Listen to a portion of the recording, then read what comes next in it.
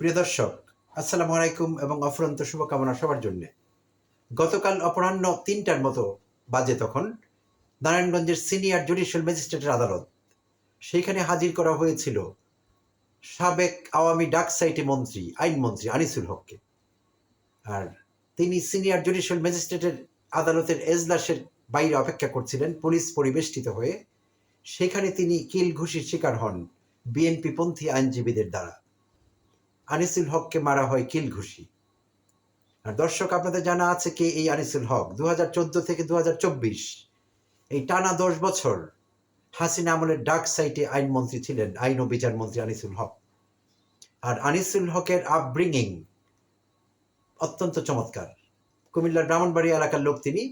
Brahmanbaria itself is a district now, Brahmanbaria এখন জেলা। ব্রাহ্মণবাড়িয়া এলাকার লোক, আর তিনি মরহুম সিরাজুল হকের ছেলে। আর যেই সিরাজুল হক ছিলেন আওয়ামী মুসলিম লীগের প্রতিষ্ঠাতা সদস্য এবং সুপ্রিম কোর্টের উকিল ছিলেন তিনি নিজেও। তো সেই সিরাজুল হকের ছেলে আনিসুল হক চমৎকার আপব্রিঙিং, পড়াশোনা করেছেন ঢাকায় সেন্ট জোসেফ উচ্চ মাধ্যমিক বিদ্যালয়ে। পরবর্তীতে ঢাকা বিশ্ববিদ্যালয় থেকে তিনি ইংরেজি সাহিত্যে অনার্স মাস্টার্স করেছিলেন, তারপর এলএলবি, এবং অবশেষে ইংল্যান্ডের কিংস কলেজ থেকে এলএলএম করেছিলেন, লতে মাস্টার্স। তো বাই ডেফিনিশন অত্যন্ত উচ্চশিক্ষিত, ওয়েল কোয়ালিফাইড এবং ডাকসাইটি মন্ত্রী। তো সব কিছুই প্রশংসা করবার মতো, কিন্তু কর্মকাণ্ড প্রশংসা করবার মতো ছিল না। এই উচ্চশিক্ষিত লোকটি পরিণত হয়েছিলেন একজন দুর্বৃত্তে। অবৈধভাবে টাকা পয়সা লেনদেন, অর্থ বিনিময়, হাসিনার সমস্ত অন্যায় আবদার পূরণ করা, বিচার ব্যবস্থাকে নিজের স্বার্থে ব্যবহার করা, ম্যানিপুলেট করা, উচ্চ আদালতের রায় পর্যন্ত কন্ট্রোল করা, এমন কোনো কাজ ছিল না আনিসুল হক করেননি। অর্থাৎ স্বৈরাচারী হাসিনার দোসর ছিলেন তিনি, আনিসুল হক। তো গতকাল যখন তাকে আদালতে হাজির করা হয়েছিল, আমি ধারণা করছি হাসিনা আমলে ১৫-১৬ বছর বিএনপির লোকেরাই বেশি নির্যাতিত হয়েছিল, এটি সত্য কথা। অন্য অনেক দলের লোকেরাও নির্যাতিত হয়েছিলেন, কিন্তু বিএনপির লোকেরাই সবচেয়ে বেশি নির্যাতিত হয়েছিলেন এই আওয়ামী লিগাল সিস্টেম দ্বারা বা জুডিশিয়ারি সিস্টেম দ্বারা। তো সঙ্গত কারণেই আওয়ামী লীগের লোকদের, বিএনপি লোকদের, এর মধ্যে আইনজীবীও নিশ্চয়ই অন্তর্ভুক্ত আছেন, তাদের আনিসুল হকের প্রতি ক্ষোভ থাকাটা স্বাভাবিক। তো গতকাল অনুকূল পরিবেশে তারা যখন হাতের কাছে আনিসুল হককে পেয়েছেন, তারা সেই ঝাল মেটাবার চেষ্টা করেছেন, প্রতিহিংসা চরিতার্থ করবার চেষ্টা করেছেন, এতে কোনো সন্দেহ নেই। কিন্তু হলেও এইটিকে আমরা সহজভাবে দেখছি না। আমি ব্যক্তিগতভাবে নিন্দা করছি বিএনপিপন্থী আইনজীবীরা যা করেছেন। আইনজীবী হয়ে তারা আইন নিজের হাতে এভাবে তুলে নিতে পারেন না। তাহলে এই দেশের মানুষের বিচার ব্যবস্থার উপর, আইনজীবীদের উপর কোনো আস্থা আর থাকবে না। আইনজীবীরা কিন্তু প্রথমবার এই কাজটি করেননি, গত কয়েক মাসে একাধিকবার করেছেন এই কাজটি। তারা নিজের আইনজীবী হয়েও অন্য আইনজীবীর উপর, আওয়ামীপন্থী আইনজীবীর উপর, আওয়ামীপন্থী বিচারকের উপর তারা ঝাঁপিয়ে পড়েছেন বিভিন্ন সময়ে, এবং সবসময় বিষয়টি খুব সুন্দর হয়নি, সেটি হাতাহাতি মারামারি পর্যন্ত গড়িয়েছে।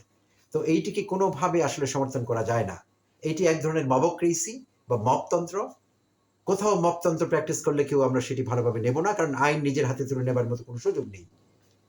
যত বড় অপরাধী তিনি করে থাকুন, তিনি আইনের আওতায় গিয়েছেন, বিচারের আওতায় রয়েছেন, তার একসময় বিচার হবে, শাস্তি হবে। এটুকু ধৈর্য আমাদের ধরতেই হবে। তো এটি না করে আইনজীবীরা আইন নিজের হাতে তুলে নিয়ে তাকে কেলঘুষি মারলেন, আমি বিষয়টিতে মোটেই খুশি হইনি, আর এটি করা একদমই ঠিক হয়নি। তো যাই হোক, এবার অন্য প্রসঙ্গে আসব। তো এই যে বর্ণাঢ্য জীবন আনিসুল হকের বর্ণনা করছিলাম, রাজনীতি করেছেন, এমপি হয়েছেন, মন্ত্রী হয়েছেন, ডাকসাইটে মন্ত্রী, খুবই পাওয়ারফুল একজন মন্ত্রী ছিলেন আনিসুল হক। উপভোগও করেছিলেন পাওয়ার অনেকদিন, কিন্তু শেষ পরিণতি শোচনীয়।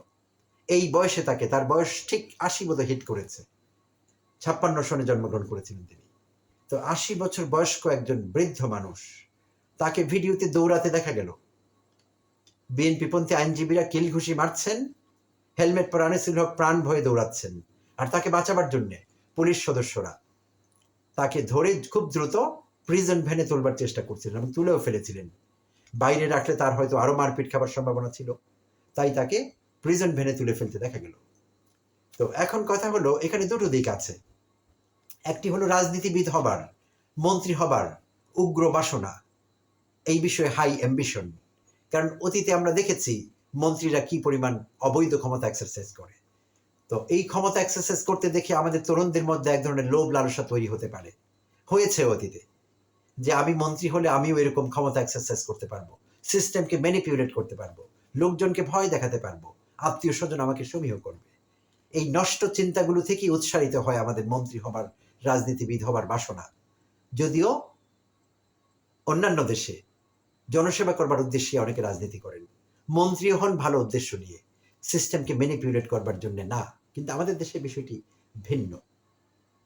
তো এখনো অনেক তরুণ পরিবর্তিত রাজনৈতিক পরিস্থিতিতে, নির্বাচন সামনে আছে, অনেকে স্বপ্ন দেখছেন। আমাদের তরুণদের কথা বলছি, আমাদের ঝকঝকে তরুণদের কথা বলছি, যাদের উপর আমরা অনেক নির্ভর করি, যাদের উপর নির্ভর করে আমরা দ্বিতীয়বার দেশ স্বাধীন করতে পেরেছি, দ্বিতীয়বারের মতো বাংলাদেশ স্বাধীন হয়েছে।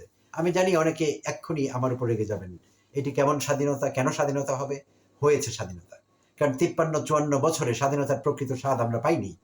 তাহলে কাগজে কলমে স্বাধীনতা হলেও আমাদের অনেকের কাছে সেটি আসলে কিছুই মেন করেনি, কারণ আমরা উপভোগই করতে পারিনি।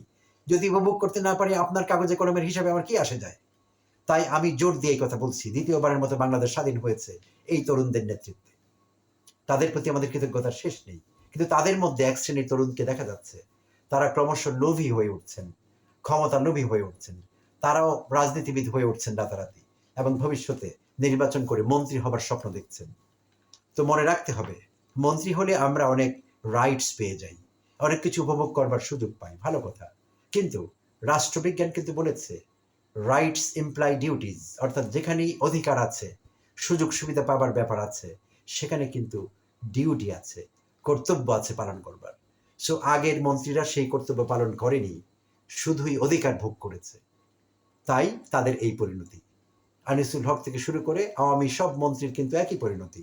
কেউ এখনো পালিয়ে আছেন, কোথায় আছেন আমরা এখনো জানি না, কেউ বিদেশে আছেন, কেউ এখনো বাংলাদেশে আছেন, অধপতিত মর্যাদাহীন দাসের জীবনযাপন করছেন।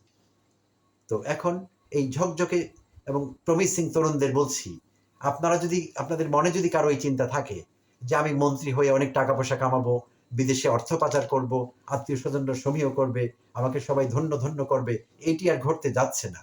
কারণ এইটি একটি পরিবর্তিত বাংলাদেশ।